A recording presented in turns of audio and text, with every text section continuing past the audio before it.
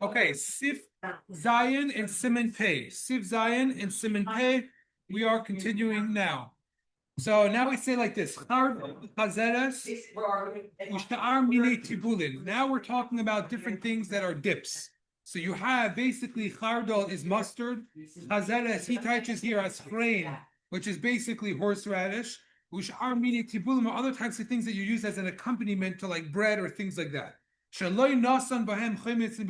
problem is that you didn't make the mix before Shabbos. So in other words, you were supposed to mix a liquid inside, and you didn't do that.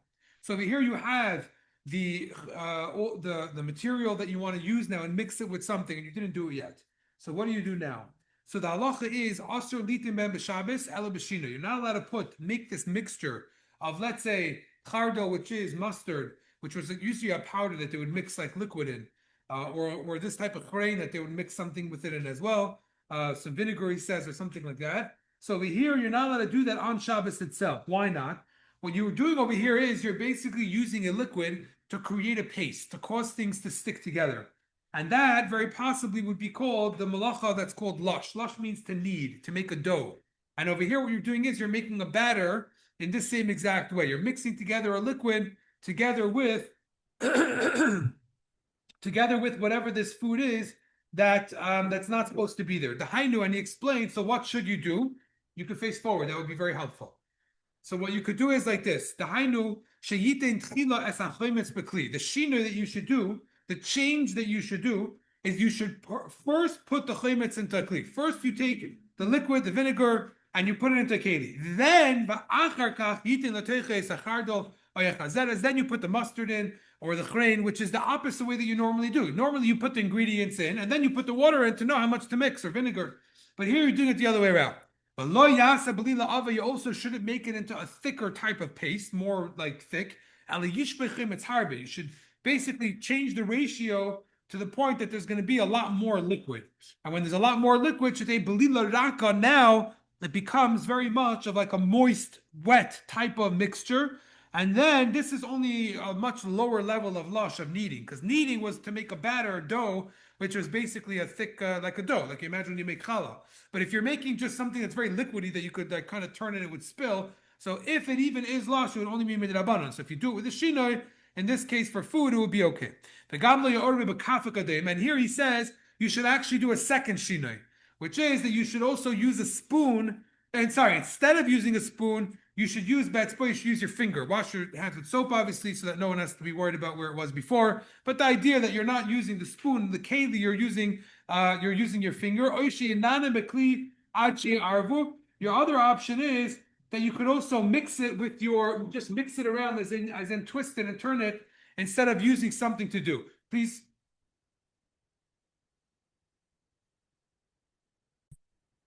Over here, basically, so this is the thing. You want to make a paste of something like this, that's how you do it. So let's look at some examples. For example, let's say you want to make some sort of guacamole. I'm not talking about mushing it, mashing it. That's teichin. That's another thing. We'll get to that another time. But just the idea of mixing it and making some sort of paste or things like that. I have not sure what that was. Maybe the earth for the 9 days. I'm not sure what I have over there. But let's say you want to make a thicker type of salad dressing. So usually salad dressings are not so thick. But if you are making one that's very thick, you have to make sure that you're doing it in a way that it's not going to be so thick. There are different types of baby cereals where you'll add something to it. So if it's mamish going to be a thick type of thing, then you have to make sure you're doing it in a way that you're not going to be running into this issue. Another thing over here, one second. So yeah, if you could drink it, then that's already called a moist. That's already a good enough moist type of liquid. So it has to be something. I said, I don't know, it was yesterday, last time we were here, I said something about when you go to TSA and you twist it, and that's what they used to tell me. If it won't hold, like if you turn it upside down and it'll fall, then that's called a liquid. So you have to know exactly what's whatever. But if you're doing it in a different type of way, then that shinoi is enough. That shinoi would be enough with all the conditions that we mentioned. Yes, you have a question? Based on Shabbos, like burn fruits together. Are you allowed to use? Toothpaste on Shabbos, like fruits. Not for now. Let's do that for now. Sifches. It's a different malacha. Yeah. Make seltzer on Shabbos. Make seltzer, like drop in a pill or something that'll make it like fuzzy. So how do you do that? So there's cartilage outside. In a cartilage, right? And you put the bottle in, and then you press down, and it pushes the. It up. Sucks out the pressure. It makes noise, so probably not. It's electric. No, it makes noise. No, noise is not necessarily a problem. You could That's drop spoons. Well, So I can't answer that because I'm not sure exactly how it works. I know that there's been write-ups specifically about SodaStream of if you could use it or not. I don't remember offhand, and I don't know exactly how it works, so it's hard for me to answer off the fly. But we could look into it. I remember reading up about it a long time ago. I just don't remember exactly the system, so I don't want to say anything that's not true. I don't have a reason to say not right now, but I don't see the issue with what you mentioned. Of which thing? Of changing the flavor of what? Of nylid? I'm saying, but even if there is a flavor, what are you doing that would be a problem so far? Noise is not a problem. People make noise in class all the time. Changing things, mixing things. Mixing's not a problem. I mean, you said noise is not. Using a machine, uved in the choil, I could see why there might be issues, but it's for food. Lav dafka is it a problem? I don't know. I don't know how the system works so perfectly, so I don't want to answer you. I answered you. Is there another question? Yes. Okay, and then I want to go further. TSA, right? Okay, let's see. TSA is not relevant. That's not the point. Let's leave it. Let's leave it. I already gave another criteria. I said to drink. If you could drink it, that's called a liquid, and that's enough of a shina. It's like a gel. Let's leave it. Let's leave it. Let's leave it. When you make a mixture, there's two ways to do it. You can make it into a thick paste, or you can make it more liquidy. For those that are involved in the kitchen and making paste, they know what we're talking about. Fine. Sifches. If you find fruits underneath a tree, if you find fruits underneath a tree, and this is the place where it grew, asurin afilu betilto. So now you're not allowed to take them or move them on Shabbos. They're muktzah. In other words, the problem is shema naflu hayom. The possibility is that they fell today on Shabbos. So what are your issues if it fell on Shabbos? A few issues. Number one, you might end up going and taking another one off the tree. Maybe it's not fully disconnected. Once you're taking things that fell today, then you might end up taking from the tree itself. And also it's muktzah. Before, when Shabbos first came in, no one had in mind that they're going to be using it. So that's a problem. And also people are hungry. People like eating fruits. You walk past and you see the fruit. So we don't always have chash. If something's on the floor, if you pick it up, you're going to then go and pick it from the tree. But this is something that people do commonly. So therefore, there's more of a concern in these areas. Now, the kol akum. Also, if a guy brings some fruits, in yeshli stapik shema nislashu ayim. If our concern is that maybe it was plucked today, so nowadays it's less likely because you have refrigerators and that. But in those days, things didn't last as long. So if it was plucked from the tree, l'chura could have been very recently. So then asurim afilu betilto. Then it would be muktzah even for that day to carry it in any way. Well, the inyan chashash chutz l'tchum, that's something else. Okay, we'll leave that for now. That's something else. One second. So this is basically this. These are the same. Okay, we'll leave that for now. But the point is that when something falls off a tree, you have to be worried about some of these concerns. So if a guy brings it to you, that might be a concern too. Usually nowadays, when a guy brings you something, unless it's a neighbor that has a tree, then you do have to keep this in mind. But sometimes, or usually, they're buying something from a store or something like that.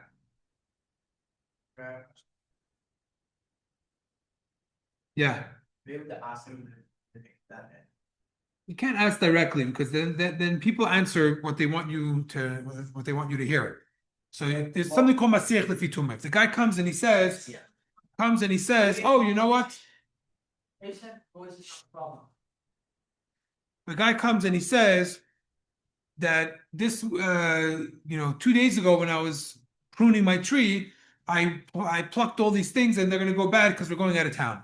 So then the guy did it 2 days ago. That's pretty good. You have to make sure if it's in the tchum or whatever. But other than that, but if you don't know, if the guy comes and he says, I was working on my yard yesterday and today, and I got these extra, that would be a problem. But you have to see. You can't ask him. If you ask him, oh, was it today? So either he'll tell you yes because he wants you to know that it's fresh, or he might tell you that it's Shabbos and he doesn't want you to, he knows that you don't like working on. I don't know. I'm saying you can't rely on him because then you don't know if they're giving you a real story. You don't know this guy. I wouldn't take something from someone I don't know, right? If it's can't ask them. Has to be masir. Has to be masir lefitumei. It has to be not in a direct way. I can't imagine you could ask him and rely on that. Because they don't really, you can't have that monus is something that's not, they're not mechuyev. Okay, anyway, sit test. Let's go further. Like this. Asur lirdes dvash hamachuber b'kaveres. You're not allowed to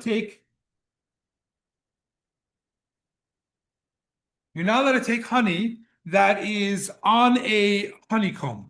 Okay, so the honeycomb is something that's connected to wherever the honeycomb is. Not the honeycomb, the beehive. Thank you, the beehive.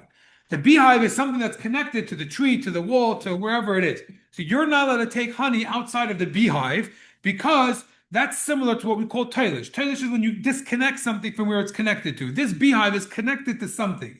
When you take something out of it, it's as if you're disconnecting it, and therefore you shouldn't do it. You're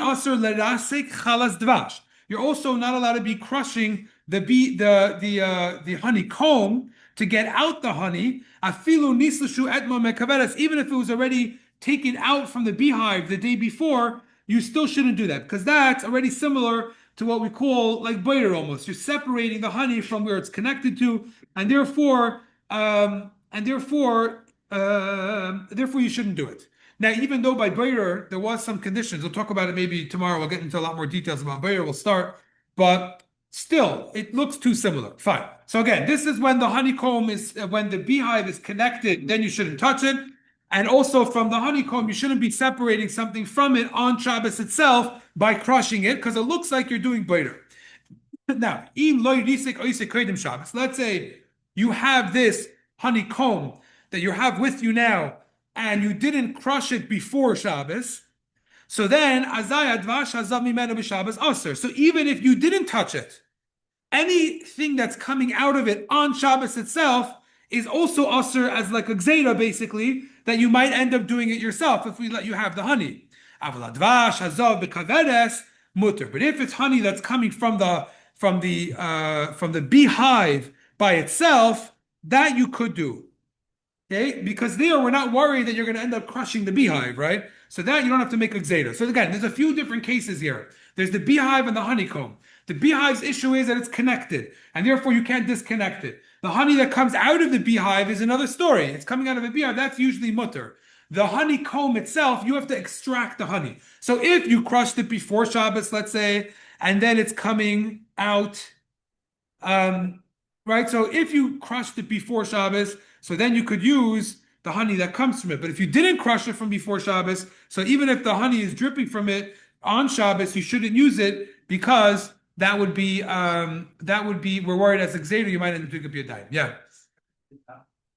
You could wait. We're almost done. Yeah. What if you have a machine that will basically smash it up for you? Next step is out. Yeah. And then you get the honey, and you have like a bowl that collects it. Would you be allowed to have it work on Shabbos? So what's the process? No, I'm saying the rest is you probably have to type, and then you have this machine that somehow, or you have you're a beekeeper, so you have those little things that what they're called. Yeah. Bees have honey fi in there, so you have Beehives, I think, or yeah, I guess the honeycombs. I mean, walls.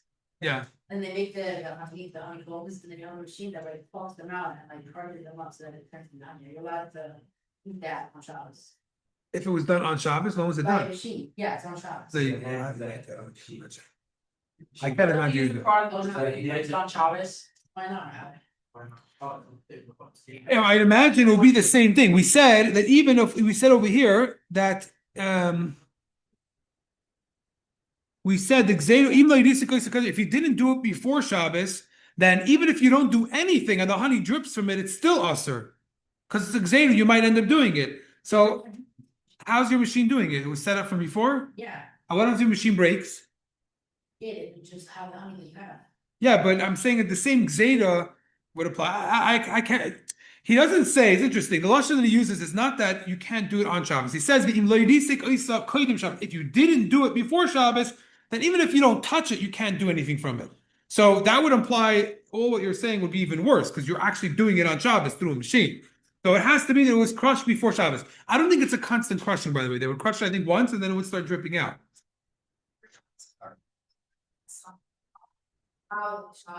So it was crushed before Shabbos and then just continued dripping. There's already honey in this. And it continued dripping. It's not drip, is that whole mouth.